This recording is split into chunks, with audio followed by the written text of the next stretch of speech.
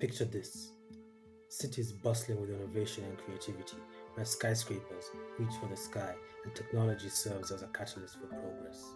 A continent where sustainable development is not a goal but a way of life, from renewable energy to eco friendly agriculture, where Africa leads the world in environmental stewardship. Envision a future where every child has access to quality education, where knowledge is the key to unlocking the boundless opportunities, empowering minds to drive the engine of progress. See the continued renaissance of African culture, where fashion, music, art, and literature flourish, celebrating our rich heritage and diverse identities. Imagine a continent united, where borders dissolve and collaborations transcends division. Together, we overcome challenges and build a future of solidarity. Visualize a generation of visionary leaders and innovators, shaping the continent that embraces the unknown with courage and resilience. Feel the pulse of hope beating in every heart as Africa rises to its full potential, a beacon of prosperity for all those who call it home. This is the Africa we dare dream of, a continent of limitless possibilities, where the dreams of today inspire the realities of tomorrow.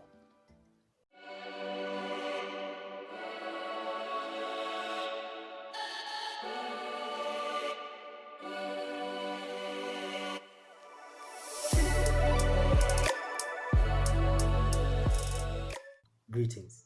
On this channel, I want to invoke the sage within each and every one of us to unlock the wisdom needed to challenge African problems with bold and innovative African solutions. And on this episode, we talk about the 5 ways in which Africans can begin to challenge their destinies.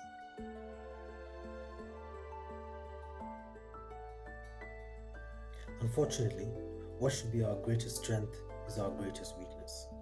Human beings originated in Africa and over time migrated throughout the continent, creating many different tribes, communities, and eventually the countries we see today.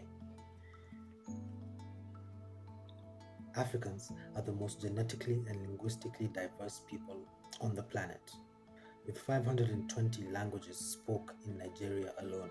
Swahili is the most widely spoken language of all, spoken in the eastern and southern parts of the continent. With this staggering linguistic variety, Africa should stand as a testament to the beauty of human communication. Unfortunately, what we see time and time again is a multitude of tribal lines drawn, fighting for supremacy over the other, with the Hutus and Tutsis of Rwanda or the ongoing Cold War between the Luos and the Kikuyus of Kenya. We should be celebrating our diversity, sharing and learning from each other's cultures and traditions. This can be the first step to a Pan-African identity. Fostering exchange programs and eventually work towards culture universities, hubs of knowledge where historians and scholars can preserve important traditions while steering the continent into a sustainable future.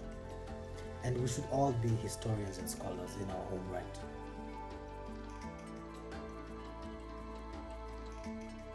The desertification of North Africa, the conquests of Africa, and the corruption of history played a big part in the African ignorance itself.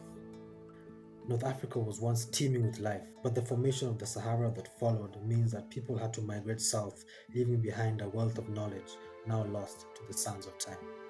Later, the invasions of the Arabs and Europeans saw the invaders pillage what they can and destroy the rest, burning temples and universities to the ground. This systematic destruction of African knowledge continued with the advent of colonialism, where we were completely stripped of our identities and forced to adapt more European mindsets and ideologies.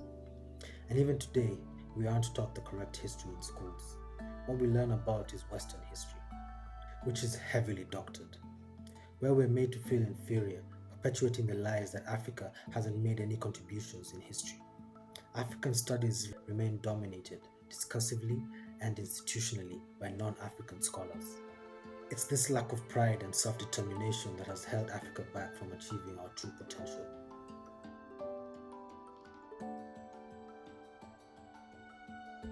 Africa has nearly all the resources needed for humans to thrive and survive.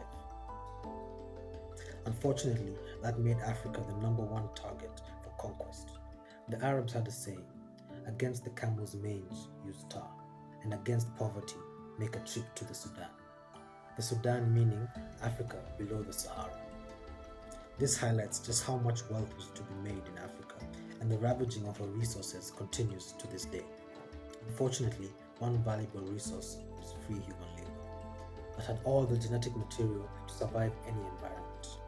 This event left the continent bankrupt, as young, capable Africans were used for the cultural, intellectual, and economic advancement of non-African nations. King Leopold II being the most tyrannical of all slavers, responsible for the deaths of over 20 million Africans. If you found value in the things we're discussing here today, be sure to like and subscribe, and comment your thoughts down below as well.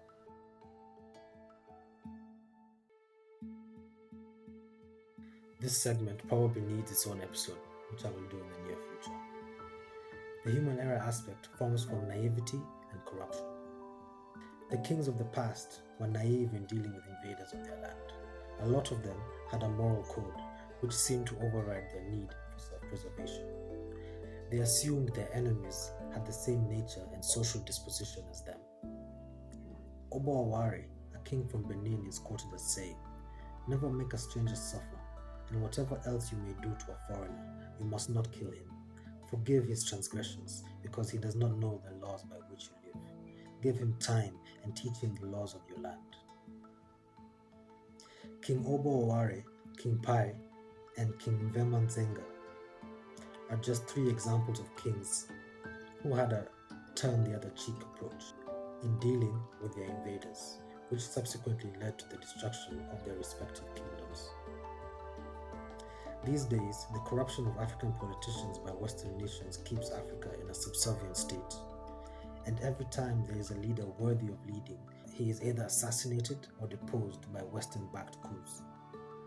Most African leaders are puppets of Western nations and corporations. As long as they and their families' pockets are lined with cash, they do not care for their people and the advancement of their countries. They are happy to sell their people to the highest bidder. This is probably another topic that needs its own episode. However, in keeping with the theme of naivety, religion has played a huge part in keeping Africans from their true potential. I mean, you can't move on the internet without seeing a ridiculous prosperity pastor engaging in dubious activities in the church and the congregation loving it. All the while the pastor gets inconceivably rich while the congregation gets poorer. We have pastors with private jets claiming they need the jets to be closer to God in heaven, all the while the people toil on the ground. Something is seriously wrong with us Africans that we follow along with this bullshit time and time again. When are we going to wake up and realize that the temple of God is within each and every one of us, and where there is 2 or more people worshiping God, that is church? Don't get me wrong, religion is not inherently bad, but the institution of religion, in my opinion, is evil. Our relationship with God should be a personal one, not one dictated by a building we go to once or twice a week. And most importantly, not one monopolized by the Vatican. Thank you so much for joining me on this episode of Sage-onomics. Be sure to check back soon for more conversations and deep dives into African affairs. And don't forget to like, comment, and subscribe. And share the video if you feel it was informative. See you on the next episode. Peace, love, and light to you all.